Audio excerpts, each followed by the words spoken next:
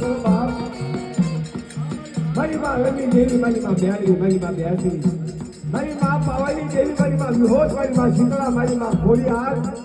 આ બધી આપણી ઘરની દેવી છે મારે. જેથી આપણી જગ્યામાંથી આપણા કાંગા દેવીના હાથમાં હોતા